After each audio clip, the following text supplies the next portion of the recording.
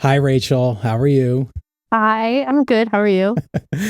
Rachel Nielsen is with us today, actress, model, among other things that we'll get to. It's certainly been a minute, my dear, and it's good to catch up with you at long last. I know it's so amazing to get to talk and like catch up too. I'm excited. When I hear your name, the first thing that strikes me is that you just seem to be a performer who has found her artistic tribe as it relates specifically to the movies and projects you've done with Dan Lantz, and we're going to get to that. I like to start at the beginning, and you're the first guest I've had that I'm aware of that went to a performing arts high school. So I have to imagine that you knew right away that this is what you wanted to do, and take me through the experience of a performing arts high school. I have to imagine that the curriculum is pretty focused. Sure, I knew from a pretty early age that I grew up in a pretty creative household. So my parents always really encouraged reading and writing and just going to see theater. I remember my mom taking me to see plays at the Paper Mill Playhouse because when I was little we grew up in Jersey and stuff too.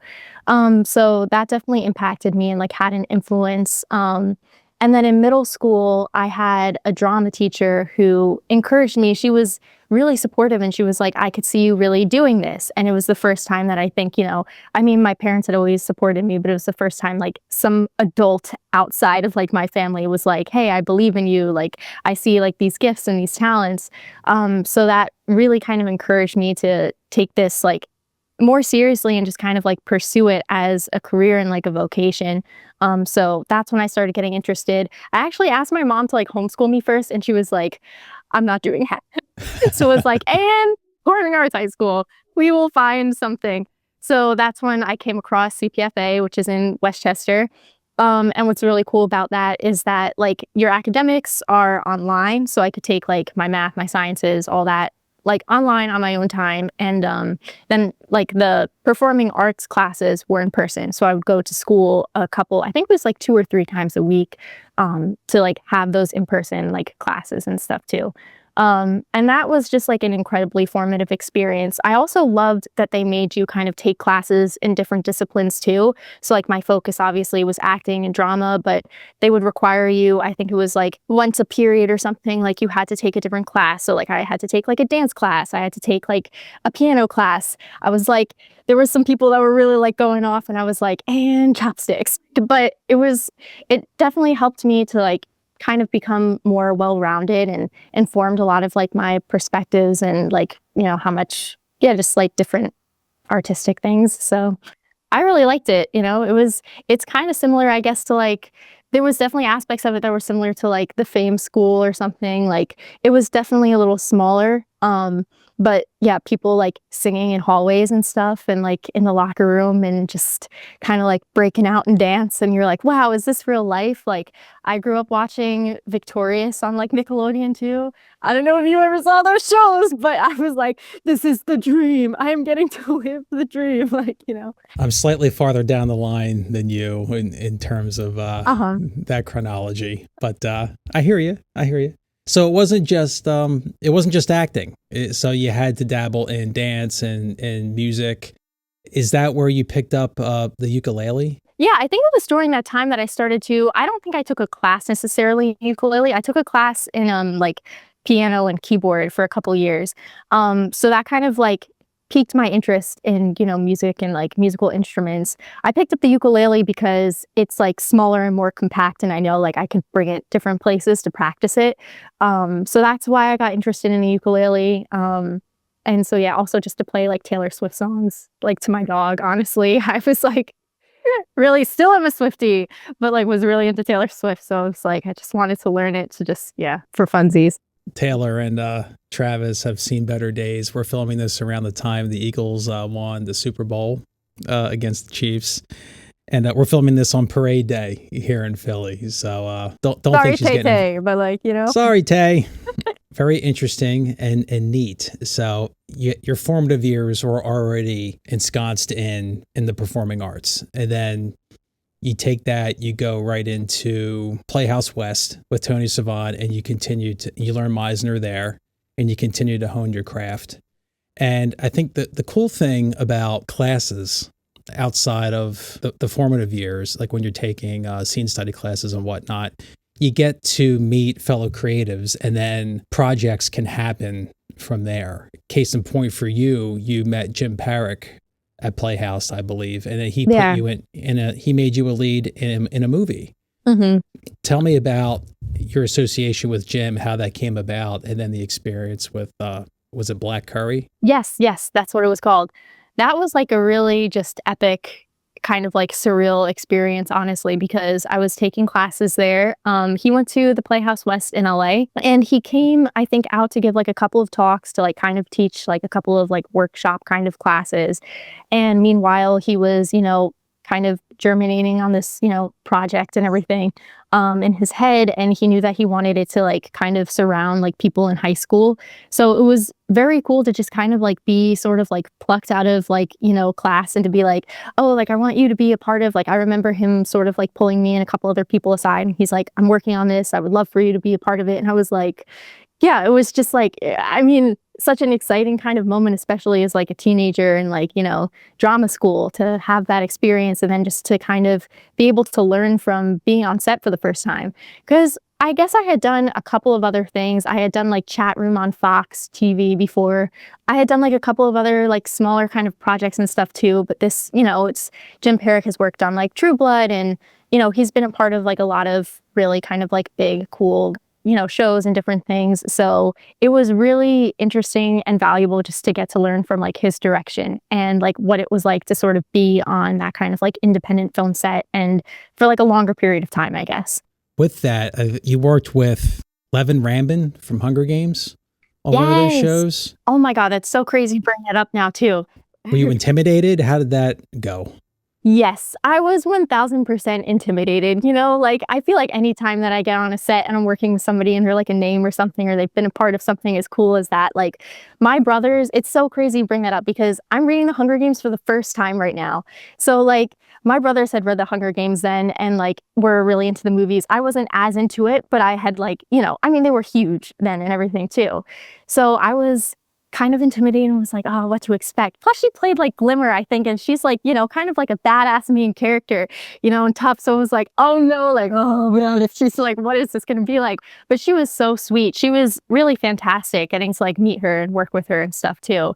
So it was really just a blast. But yeah, it's kind of cool now that you mention it, because I'm like, yeah, I'm reading that right now.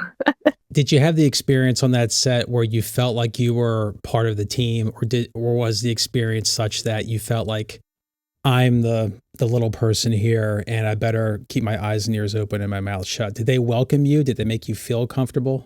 Yeah, I've been very fortunate. I think most of the sets that I've been on, people have been very welcoming. They were very welcoming and friendly, just very open with like advice and any kind of questions that I had, or any sort of like, curiosities or just things like, I felt very open and privileged just to be able to ask, like, if I had a question on set or about something going on, because, like I said, I was like very new to the whole experience at the time.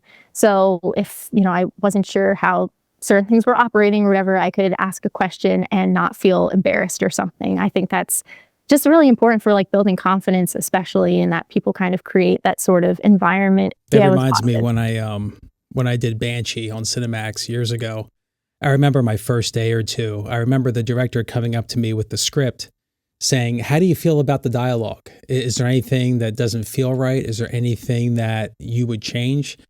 And I'd never heard that. I never heard that on an industrial set or a local commercial set, let alone a major TV series. Yeah. And I'm sitting there thinking, I'm looking at this guy like he's got three heads.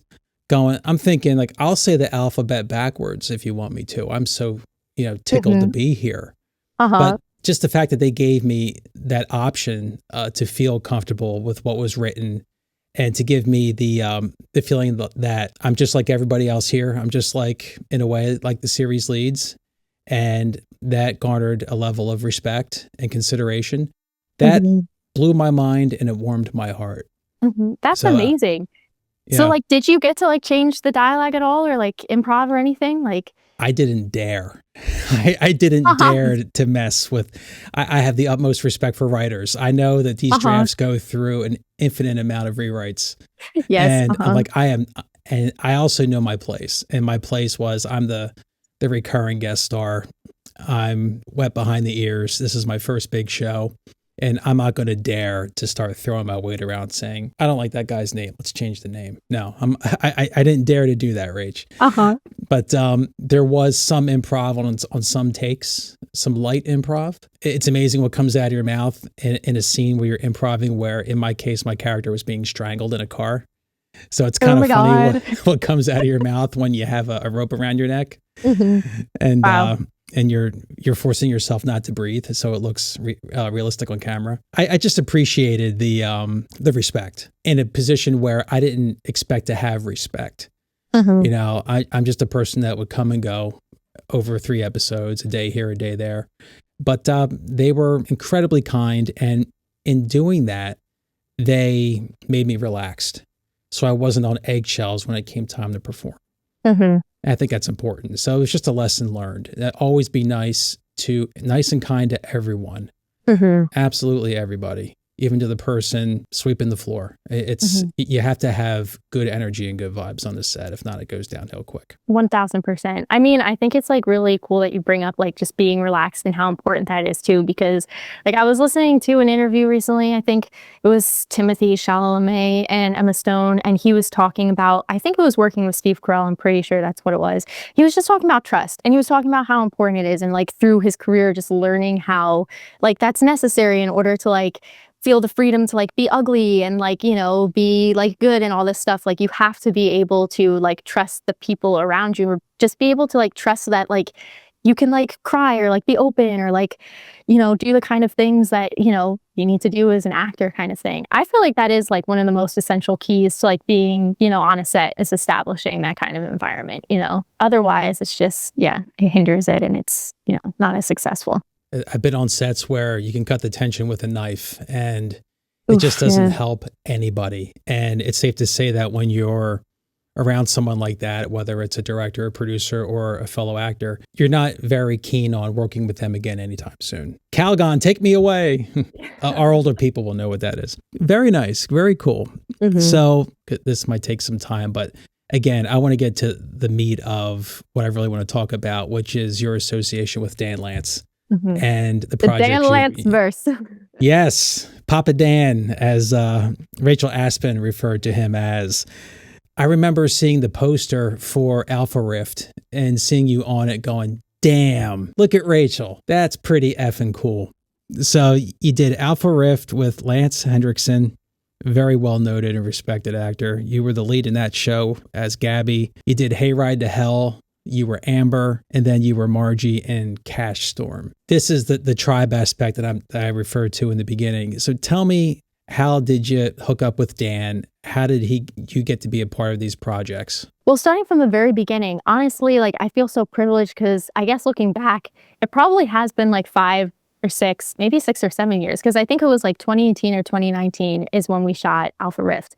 I think that's when that kind of like came to fruition.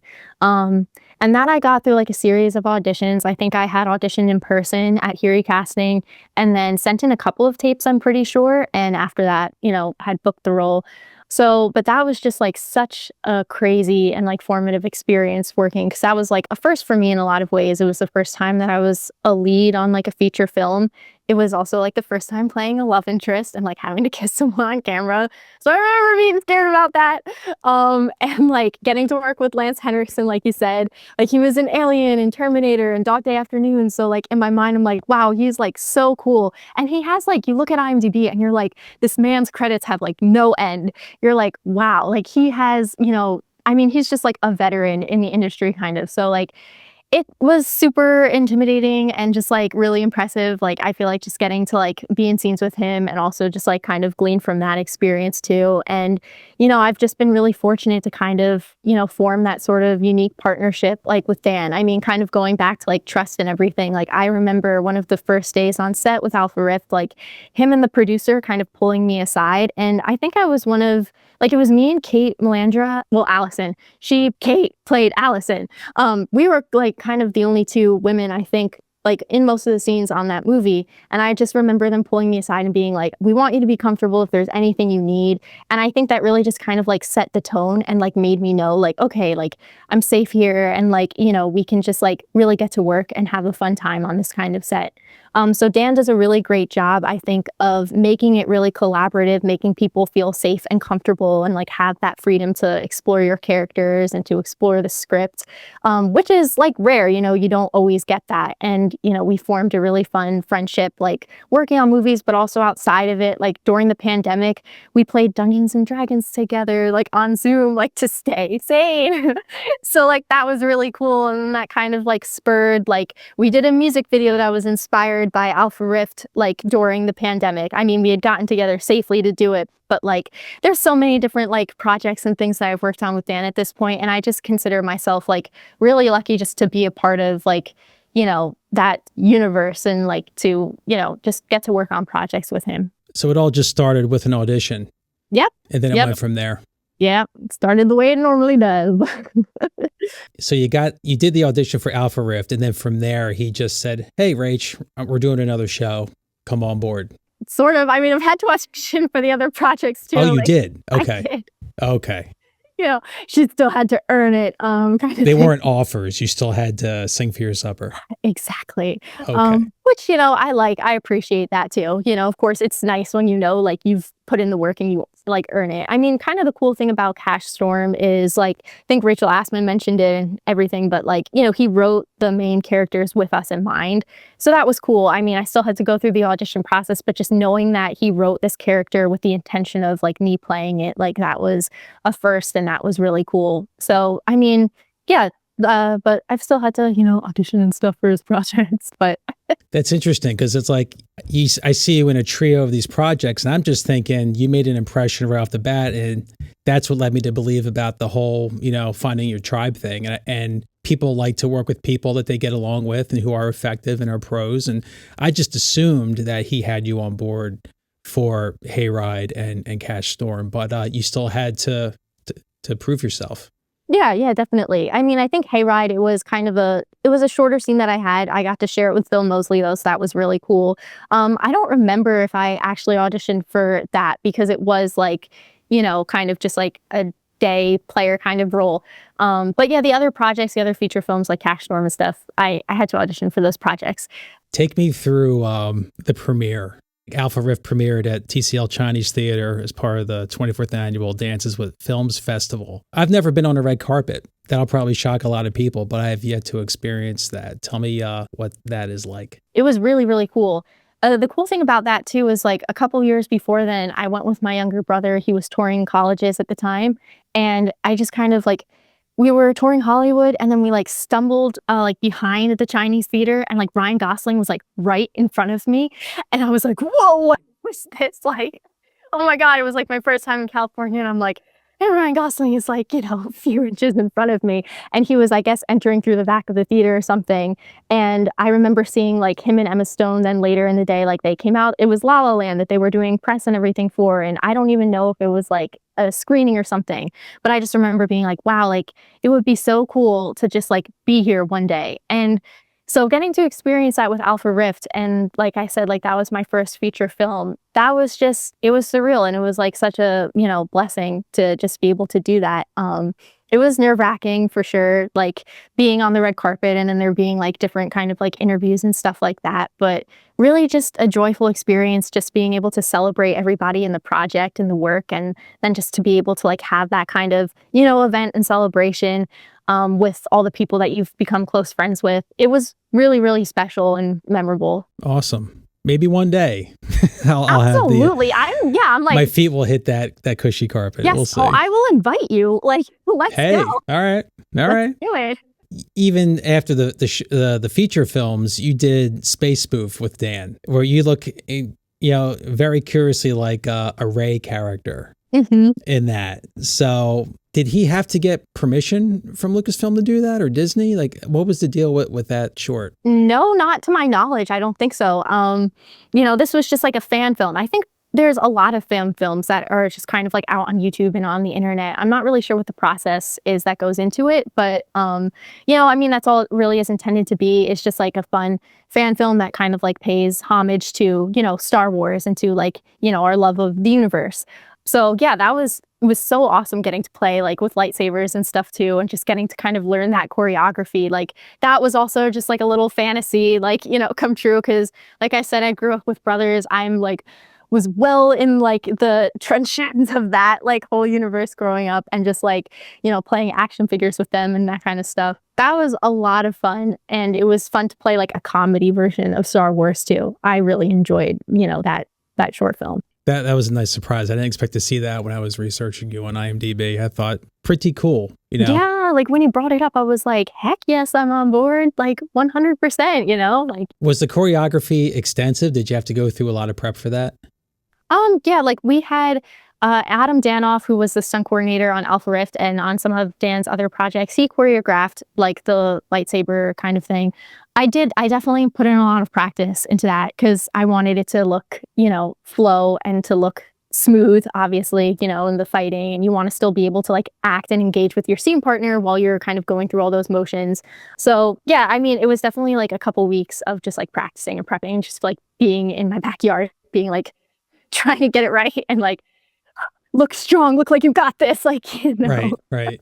Is that available to be seen anywhere or no?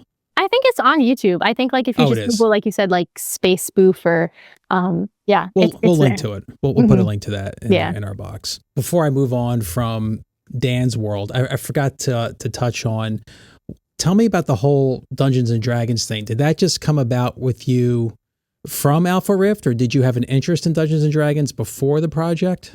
Yeah, that stemmed from Alpha Rift. So I was not, I didn't know that much about Dungeons and Dragons before being a part of that project. Like for people, I guess, that don't know, like Alpha Rift, the premise of it is like Nolan Parthmore, he's like owns a game shop and he's really into like tabletop gaming.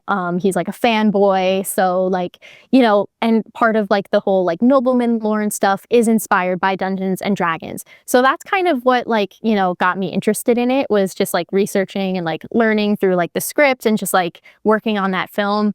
And then just like, yeah, being in the pandemic, I think like, it was just a way to kind of like keep the camaraderie going and like keep our spirits alive. I was playing that, like Dan and some other people from the cast had asked me to be a part of that. And so yeah, I mean, from there, it was really cool. I loved playing Dungeons and Dragons and getting to learn about it. I honestly just am like, I think it's awesome for like actors especially too, because it's role playing. Like, you get to be in your imagination, you get to like, be a part of that. I think it's a really awesome like community. So I feel like really fortunate to have like come across learning about it, because I don't know if I would have like any other way, Interesting how you pick up ancillary skills from projects, even if they happen to be board games. Mm-hmm. Yeah, 100%. So, it's kind of cool.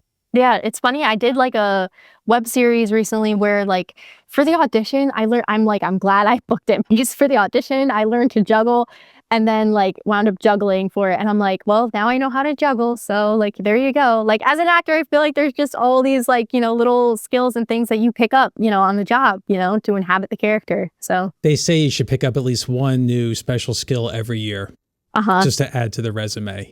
Mm-hmm. That's what I was taught. And at the same time, I like to think that if they like your look, they'll teach you how to do anything.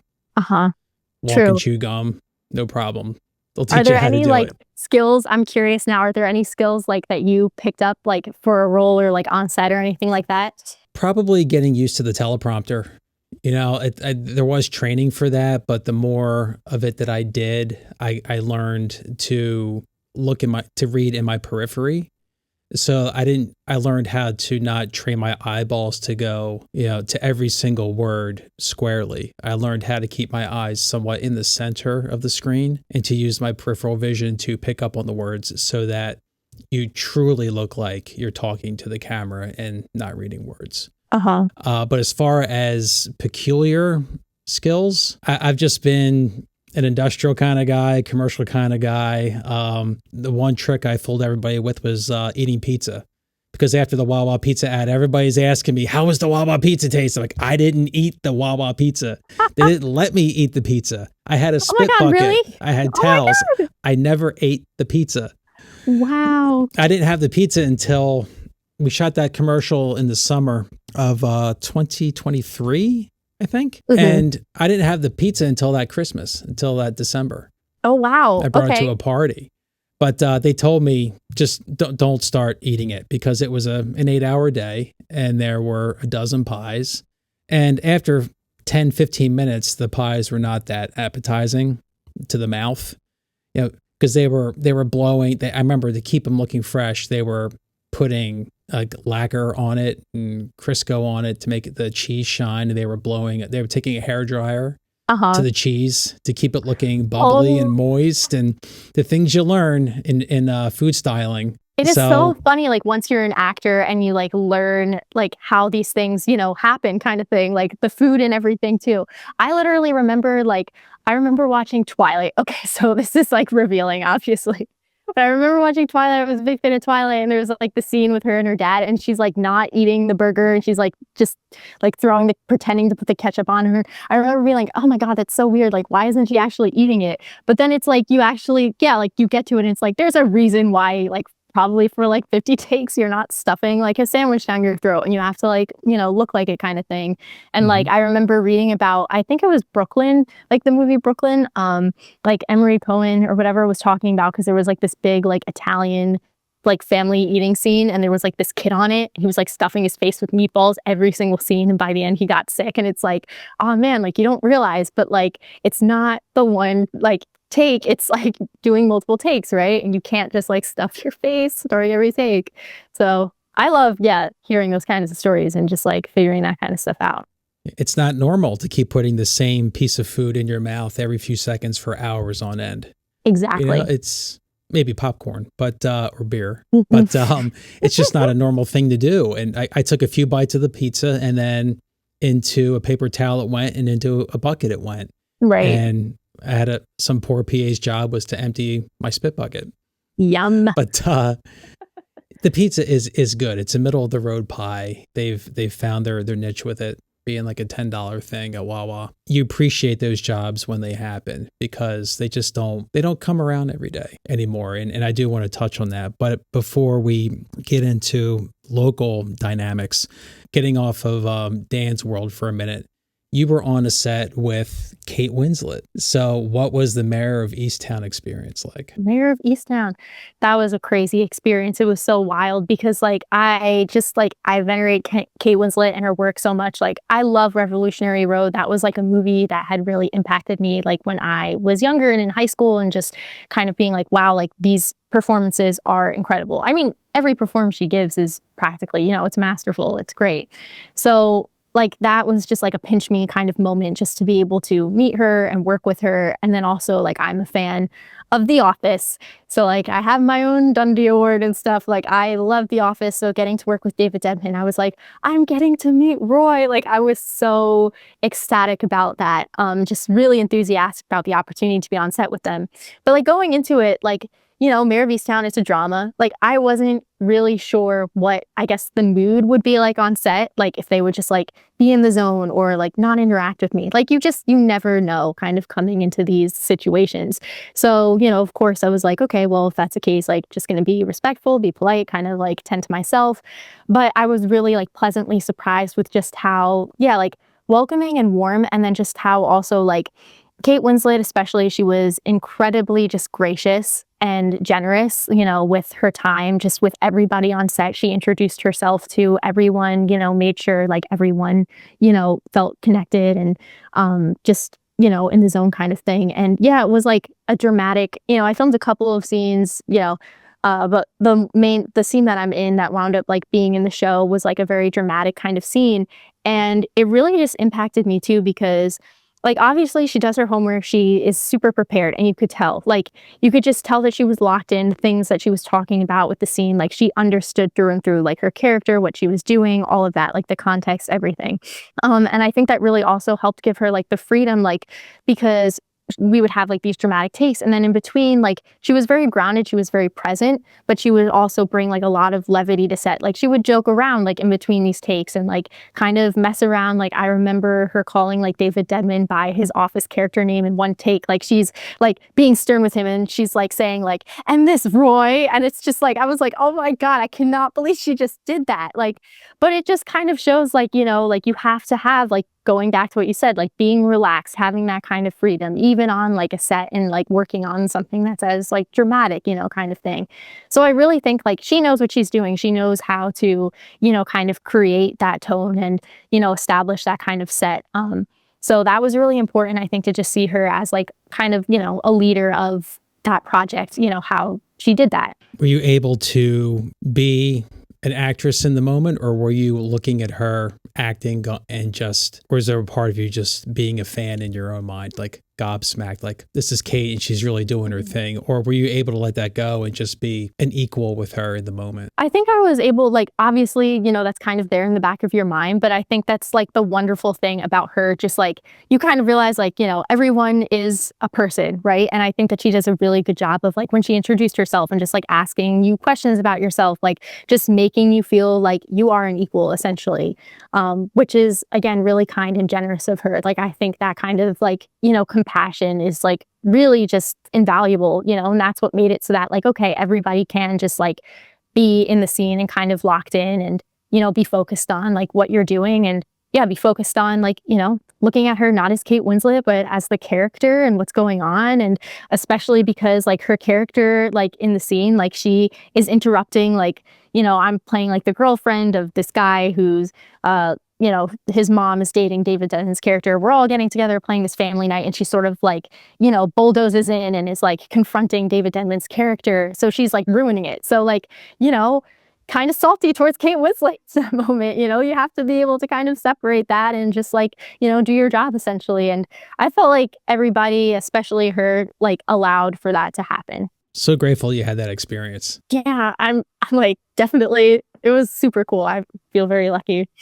Well, it's a notch on your belt, and it has to make you more confident as a performer, knowing like, you know what, I've been there and done that with a person of her caliber. Nothing else can really faze me. I shouldn't be intimidated on other sets, knowing that I successfully navigated this one. Right. I think like no matter what, everyone always kind of experiences those jitters and insecurities. Like, I don't know if I'll ever get to that place where I'm just like, I own this. I can like, unfazed, but like, kind of thing. But yeah, it definitely was like, because it was HBO, it was the first time I was on something like that, and getting to experience, like, obviously just like, I mean, like Kate Arlington was there too, like getting to kind of like meet her and stuff. And so it was the first time I was like surrounded by these kinds of people. And yeah, it definitely did. It did boost my confidence in just knowing like that, like, okay, this is how, like, yeah, like you can do it essentially, and everyone's just there because they love it, and they're there for the craft. So yeah, and they were very relatable. And well, it sounds like you're on your way, and I'll say that I knew you when, because I did know you when. We did industrials for the American Red Cross. We were out in McConnellsburg, Pennsylvania, which was a trip, literally and figuratively, for JLG lifts. Speaking of The Office, it was an Office parody for hydraulic lifts, if you can imagine that, ladies and gentlemen. But we pulled it off, and we had a great time for a few days out in South Central Pennsylvania doing that. That was so great. You were so awesome. That made an impression on me too. Just like, I mean, I feel like I learned from all the different kinds of sets that I'm on and stuff too. And like, every time I work with you too, especially, like, you're so good at what you do and everything. Like, I just remember like seeing you improv and stuff on that set, and you played like the Michael Scott character, and like bringing things like those kind of projects I feel like can be hard to just like bring something to it, especially because it's like, it's instructional. We're trying to teach people about these kind of things. Like, it was Office inspired, but it was really cool. I remember like different moments of you improving and being like, yeah, like that's how you do it. Like, that's, so I love that experience. You were great on it, just had to say.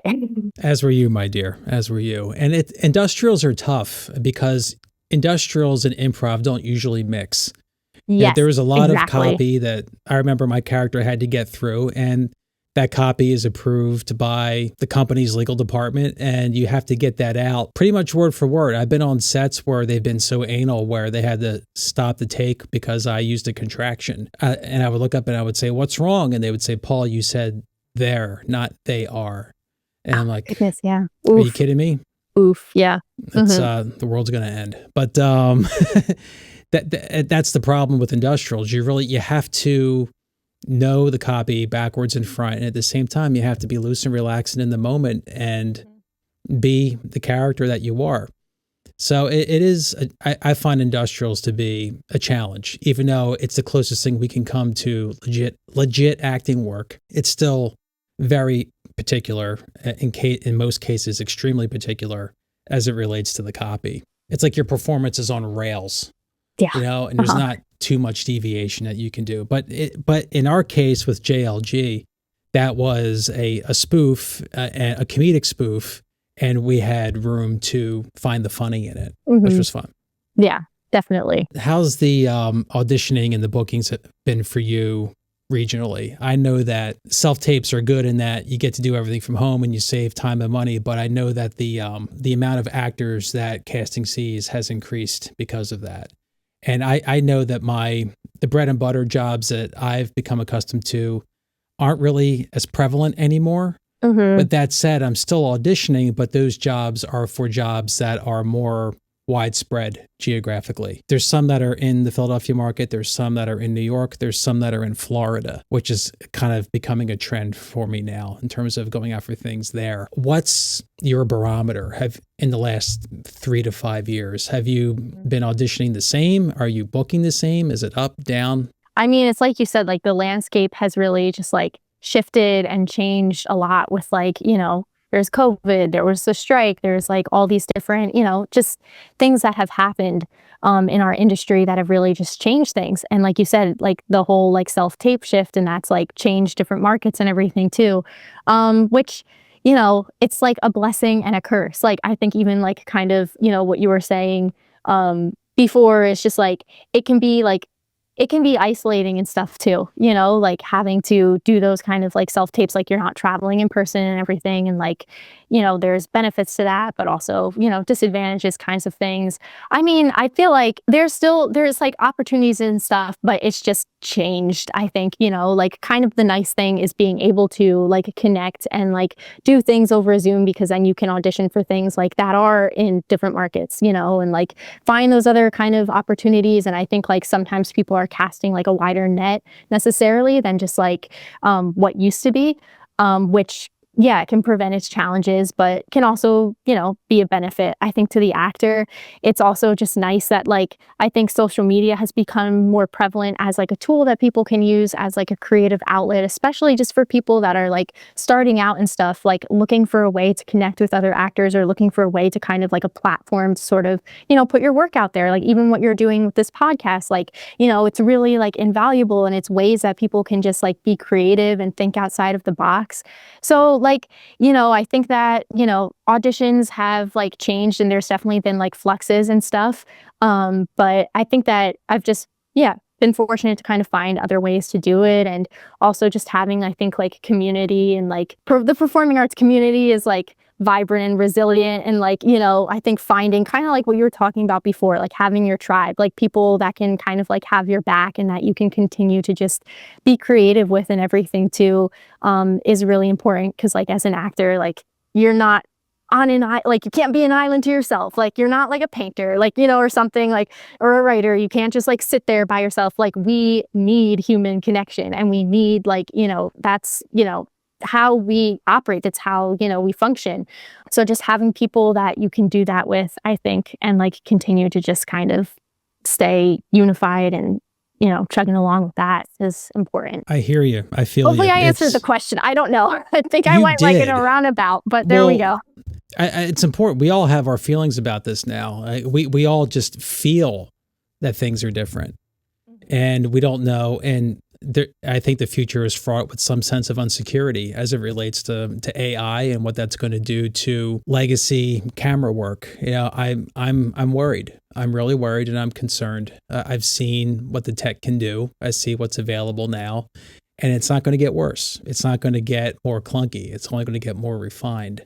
Yeah. And if they can make the sausage for less money, then the bottom line is that all comes, you have to follow the money. It comes down to, can we market this more cheaply and still have the product be just as good, if not better? Then that's the reason why I'm concerned for the future of professional camera work. But that, again, that relates back to all the more reason to have your tribe, to find community, to have friends, to put things together with just for fun, just to keep those creative muscles flexed and to not worry about the outcome of it, how many eyeballs are on it, if it makes a dime. That's what we do. Actors act, creatives have to express. And just by being in class, I'm in an acting class again after 15, 16 years. And I didn't realize how parched I was for connection with people. And now that, we're not in the audition room anymore, we're in front of cameras at home, I'm saying to myself, what's missing? And I realized, oh my God, I'm not bantering with my fellow actors anymore. So what did I do? I got back in the class. Am I learning anything revolutionary week to week? Not necessarily, but I'm putting on scenes. We're doing scene study. I'm getting constructive feedback. I'm building relationships. I'm doing projects outside of class with people that I'm meeting. It's such like chicken soup for your soul. It really is. And I would invite any actors or any creatives who feel isolated and alienated to meet up in that regard. Find a class, go to art nights, go to dance, get into a dance class, go to theater. It's vitally important. And speaking of theater, I think that, maybe one day, sometime soon, we'll all be back on the boards. I think theater is the one place where AI is going to be the last place where it messes with. You still need, ephemeral live theater. I don't see us paying for three-dimensional avatars on a stage anytime soon. I know they're doing that overseas. I know there's some 3D avatar that in China or Japan that people flock to, and like it sells out concerts. But oh my God, I need to look this up. I was like, it's for real. It's for real. Wow. And they go nuts. It's like, imagine an arena filled with people to see this avatar, this digital avatar. That's crazy. That seems like an episode of Black Mirror, honestly. You know? Yeah. Wow. Definitely. But maybe we'll be thespians again at one of these days. We'll be back on creating our own theater troupes. I think that would be fun. I really do. I think that would too. Oh my gosh. You're so eloquent too. I'm just like, that is like, I'm like, can I rewind and re-listen to like what you just said? Like, that was great. We are recording this. Fall asleep to it, Rachel. I'm also graced to be blessed with, I did have Miss Delaware on here not too long ago. And, Becca, right? With Becca Jackson. Yes. Okay. Yes. So awesome. Amazing. Yeah. As fate would have it, I've got a Miss New Jersey that I'm talking to. Yay. So tell me about this. How did this come about? I mean, like I did pageants when I was a teenager too, and just like mostly as a way, because I was kind of shy when I was younger. I think I mentioned that, but like, it's a way just to kind of improve like your public speaking and everything as well. And the pageant systems that I got involved with were like academic based. They were focused more on like, amplifying like your beliefs, your convictions, and empowering like your confidence. So that's the main reason that I got involved in like pageants and everything. And it really did kind of help my stage presence. And it's something that like I've continued to do on and off just to sort of like, continue just to, practice, like my stage presence and being able to like speak about like those things that are meaningful to me. So I loved it. And that was, I wasn't kind of expecting for that to kind of come around and come back into my life, but it was a really, really enjoyable experience. And just being able to like be a role model for like other young girls and stuff too was, that was really heartwarming and really invaluable as well. I'm guessing that modeling at New York Fashion Week a year after that had a lot to do with growing your confidence? Yes, it did. That experience actually came about from doing the pageant, because the fashion designer would very often kind of like find his models from like pageants, because he does formal wear and pageant wear and like all this other kind of stuff too.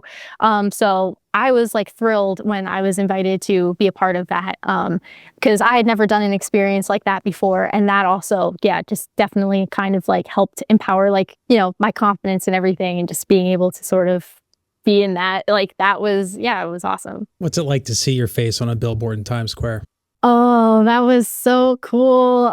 That's like a bucket list item that like I didn't know I had, and then I was like, that's so awesome. I was like, so I just kind of remember like standing in the street and like me and my mom were there, and it was like, that's me, look, like so Hmm. it was really cool. Yeah, that was awesome. Speaking of bucket lists, like I don't know if this was on your radar or not, but I was surprised to discover that you won a writing contest for the Bacon Brothers. Yes. For Michael and Kevin. Take me through that. Let's see. Well, this was back in high school, and the Bacon Brothers were coming to Philadelphia, and they had a writing contest. It was like a embarrassing story kind of contest that they would like write into their song that they were performing, and then like incorporate it into the lyrics essentially.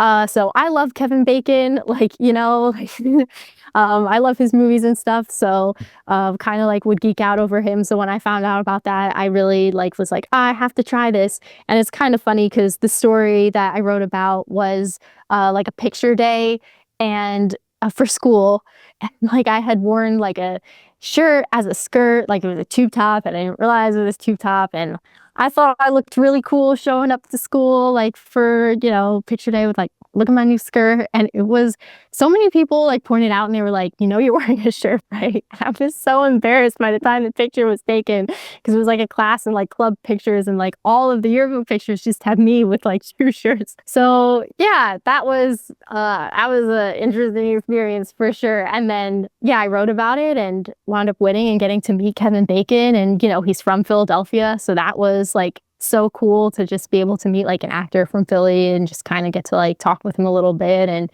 that was really special. Breaking away from your exploits in front of the camera, you also have this side of you that is more well-rounded. Tell me about being a member of the New York Women in Film and Television. Sure.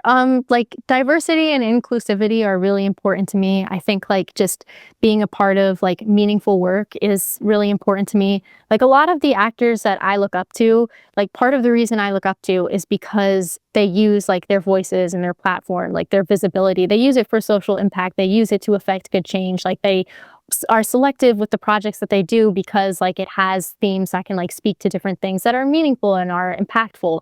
And so that's something that I think I've always really admired.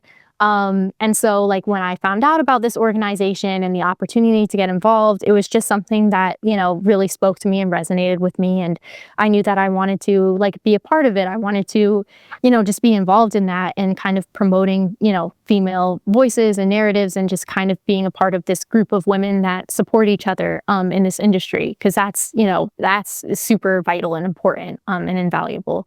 So that's kind of how I got involved. I mean, I got involved also because there was this casting director, Kimberly Scribe, and she had sent me a flyer about it. And that was like before the pandemic, I think. So like that's what kind of put it on my radar.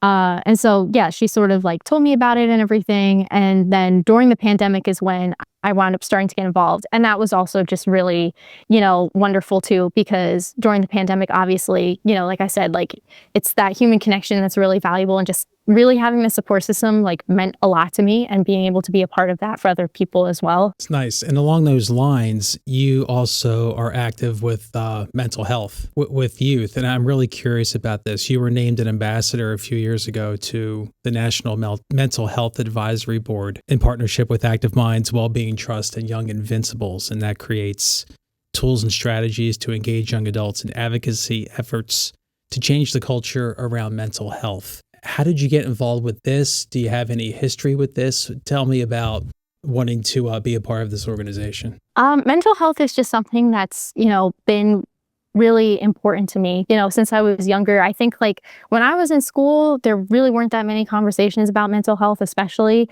There certainly weren't things like, the toolkit and everything that we kind of came up with. There weren't that many resources out there to kind of like guide you and sort of help you in understanding mental health and like the value of, focusing on your mental health.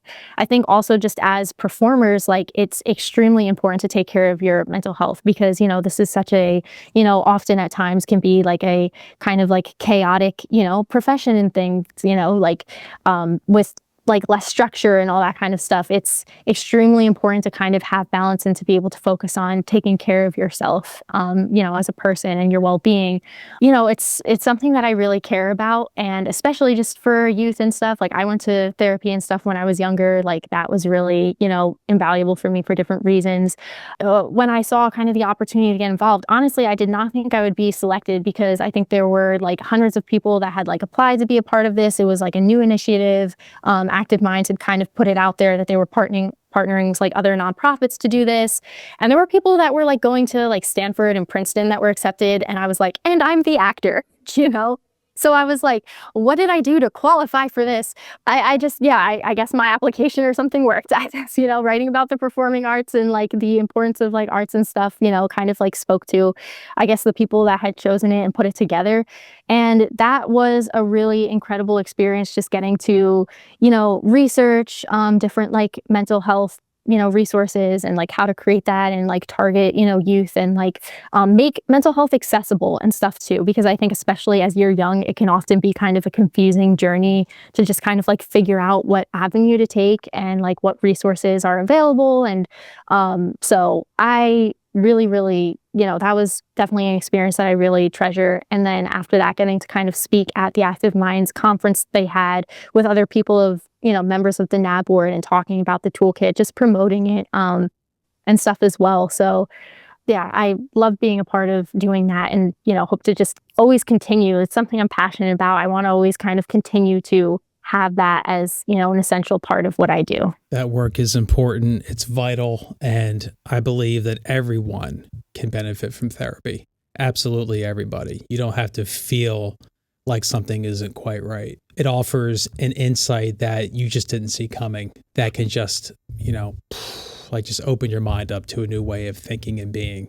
Mm-hmm. And that's important, especially for actors and people that are creative now more than ever. I mean, I had to learn not to ride the high of success and the lows of being idle and complacency, because if I equate what I'm doing or not doing to my self-worth and to my identity and to my value, mm-hmm. then I'm going to be on a roller coaster for the rest of my days, and my nervous system will be anything but regulated. And right. I've learned that I am not what I do. Mm-hmm. Especially this is what I enjoy doing. It's not my identity. It's not my soul. It's not my essence. I've had to learn about how to keep an arm's length from it in a way, or looking at what I do in life from the point of view of the observer.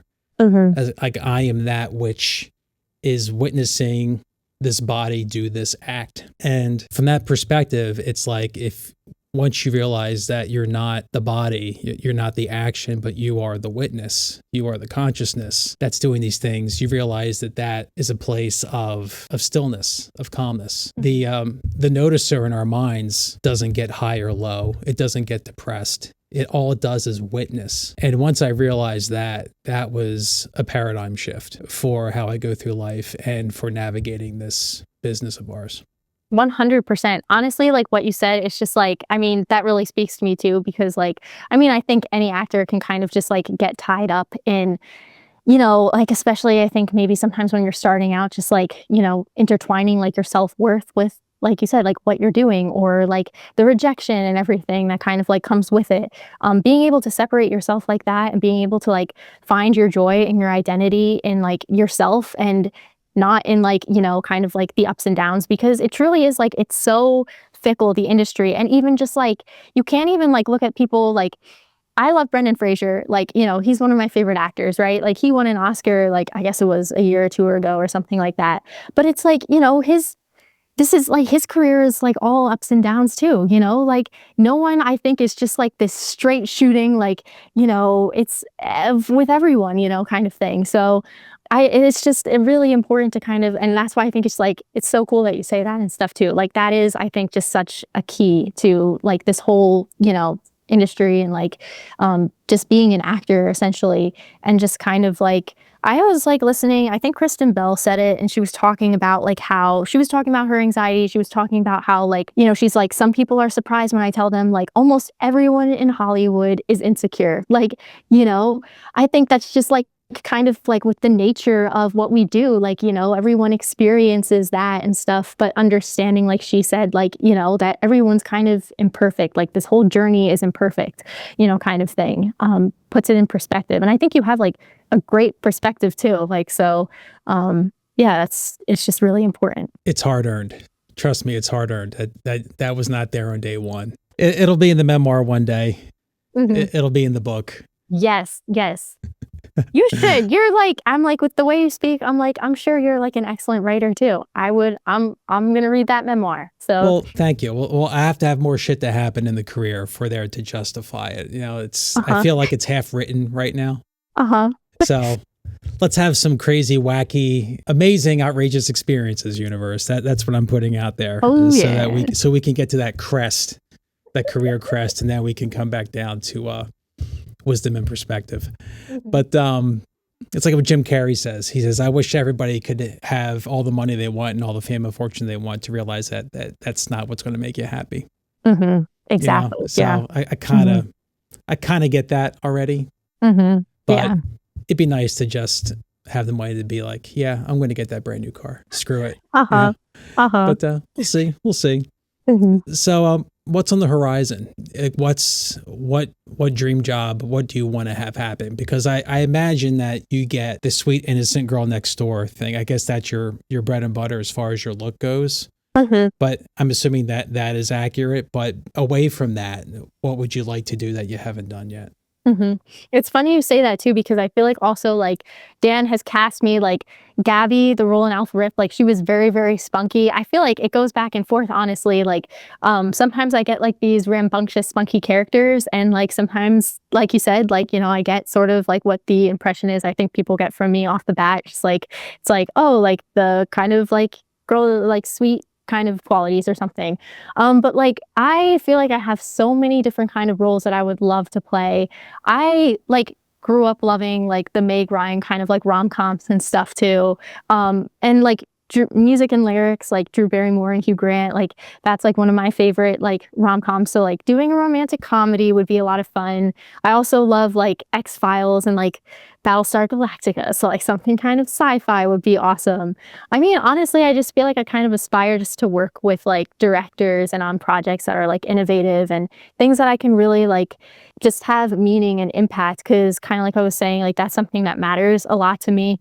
And I think like a lot of like, I'm sure for you too, like a lot of what kind of like got me into acting was like finding movies and films that like really just like spoke to me and galvanized me and were visceral, like on a deep level. Like they made me feel like I wasn't alone, or kind of like illuminated like hope for me. Like, I remember like watching like Ordinary People or like Short Term 12 and like different movies like that, and just kind of like they're characters that I haven't necessarily gone through maybe the same experiences or circumstances, but like just like could really empathize with their characters. And it was dark circumstances, but I feel like there was a lot of hope and like resilience in like those characters and those themes.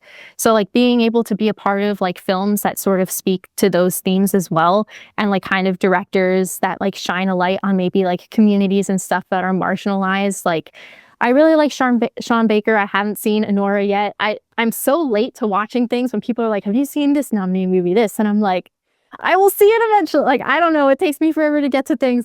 But like I love his work because I feel like that's exactly like what he does, and I feel like those are the movies that stand out to me and that really kind of like impact me, are like movies that sort of like shine a light in that kind of way. And I think that those are the ones that are like, they speak to other people. And so, yeah, those are kind of like the hopes and dreams, I guess. I don't know if that answered the question again. It answers it. And okay. if they're not gonna give it to you, then write it. Exactly. Yeah. Carve your own path, my dear. Right. That's what we all got to do, I think, now more than ever. But to wrap it, what pearls of wisdom do you have after everything you've been through so far in this business and in life? What one or two kernels do you carry with you day to day?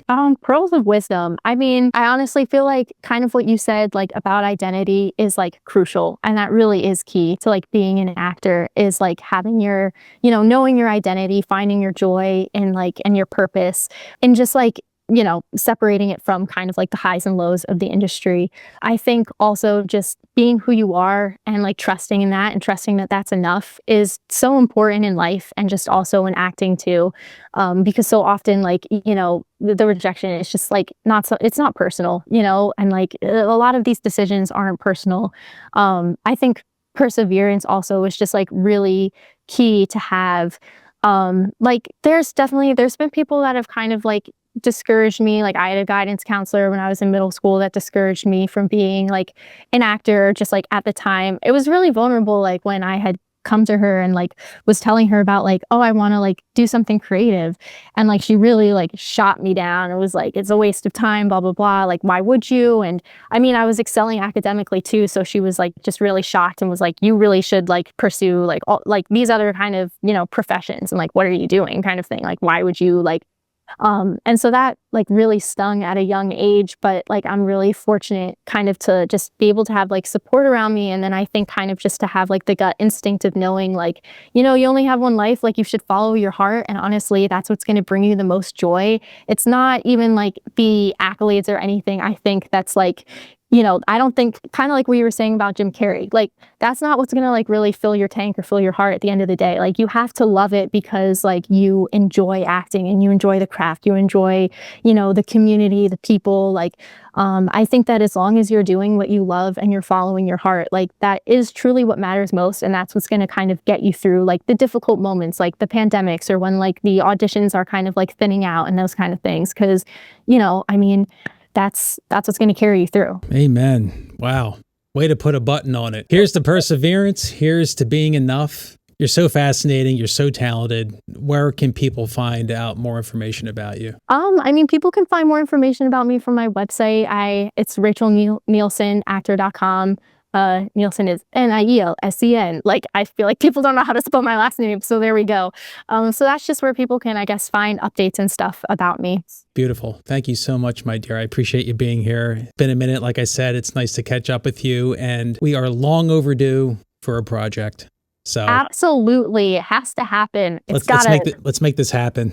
1000%, we're putting it out there. But yeah, it was really lovely talking with you too, Paul. Like I enjoy it. Like I said, like you're one of those actors, like I feel like, especially in Philadelphia, like from like when I was younger and stuff too, just remembered like people like respect you, and like you're very professional, you're very kind, you're always very generous. Like it's always like literally a pleasure working with you, and like people have definitely like, I remember just like your name coming up in conversations and stuff too. Like I just need to put it out there so that like you're awesome, you really really are. And so yeah, I appreciate you and just having this opportunity to talk and stuff. Well, thanks for making me well, Rach. Thank you. Awesome. You did. You really did. It's good to know. And I try. I honestly try. And if I make someone smile, if I make someone's life a tad bit easier, if I make them understand something that they didn't know before, then I'm glad I woke up that day. It's truly, yeah. Whenever I've seen like your name on a call sheet of a project I've been in, or like, it's like, yes, this is going to be good. Like that's kind of, that's how you are. Like you're great. So thank you, my dear. I'll see you soon. See ya. Thanks.